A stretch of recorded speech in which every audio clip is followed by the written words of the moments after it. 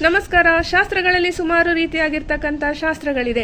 ಅಷ್ಟಮಂಗಳವನ್ನು ನೋಡೋದಾದರೆ ಅಷ್ಟ ದಿಕ್ಕುಗಳಿಂದ ಫಲಸೂಚಕಗಳು ಬಂದು ನಾವು ಕೇಳಿದಂತಹ ಪ್ರಶ್ನೆಗೆ ಉತ್ತರವನ್ನು ಕೊಡ್ತಾ ಹೋಗುತ್ತೆ. ಅದ್ರ ಮುಖಾಂತರವಾಗಿಯೂ ಕೂಡ ಶಾಸ್ತ್ರ ಹೇಳ್ತಾರೆ. ಮತ್ತು ತಾಳೆಗರಿ ಶಾಸ್ತ್ರದ ಬಗ್ಗೆ ಎಲ್ಲರಿಗೂ ಕೂಡ ಗೊತ್ತಿದೆ. ಈಗಿನ ಕಾಲದಲ್ಲೂ ಕೂಡ ತಾಳೆಗರಿ ಶಾಸ್ತ್ರವನ್ನು ಹೇಳ್ತಾರೆ. ಈ ತಾಳೆಗರಿ ಅನ್ನೋದು ಪಂಚಾಂಗ ಏನಿದೆಯೋ ಮೊದಲಿನ ಕಾಲದಿಂದನೂ ಕೂಡ ಇದ್ದಂಥದ್ದು.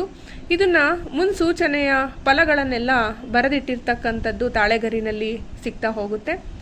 ಮತ್ತು ಇದ್ರ ಜೊತೆಯಲ್ಲಿ ದೀಪಶಾಸ್ತ್ರವನ್ನು ಕೂಡ ಹೇಳುವಂತಹ ವಿದ್ವಾಂಸರು ಇದ್ದಾರೆ. ದೀಪವನ್ನು ನೋಡಿ ಪ್ರಶ್ನೆಗೆ ಸರಿಯಾದ ರೀತಿಯಾಗಿರ್ತಕ್ಕಂಥ ಉತ್ತರವನ್ನು ನೀಡುವಂಥದ್ದು ದೀಪಶಾಸ್ತ್ರದಲ್ಲೂ ಕೂಡ ಇದೆ.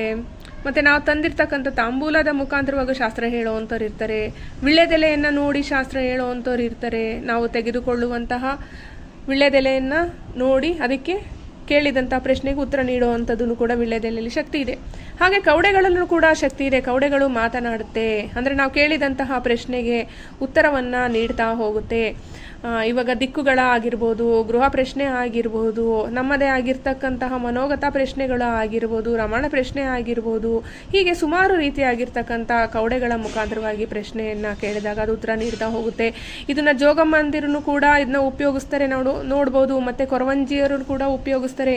ಈಗ ಹಲವಾರು ಕಡೆ ಕವಡೆ ಶಾಸ್ತ್ರನೂ ಕೂಡ ಹೇಳ್ತಾರೆ. ಅಂದರೆ ಕೆಲವೊಂದು ಲೆಕ್ಕಾಚಾರದ ಮುಖಾಂತರವಾಗಿ ಶಾಸ್ತ್ರವನ್ನು ಹೇಳ್ತಾರೆ. ಈ ಕವಡೆಗೆ ಸಂಬಂಧಪಟ್ಟಿರ್ತಕ್ಕಂಥ ಕೆಲವೊಂದು ಮಂತ್ರಗಳನ್ನ ನಾವು ಸಿದ್ಧಿ ಮಾಡಿಕೊಂಡಾಗ ಕವಡೆಗೂ ನಮಗೂ ಮಂತ್ರಕ್ಕೂ ಮೂರಕ್ಕೂ ಕೂಡ ಒಂದು ಒಳ್ಳೆ ರೀತಿಯಾಗಿ ಎನರ್ಜಿ ಬಂದು ಶಾಸ್ತ್ರವನ್ನು ಹೇಳಬಹುದು.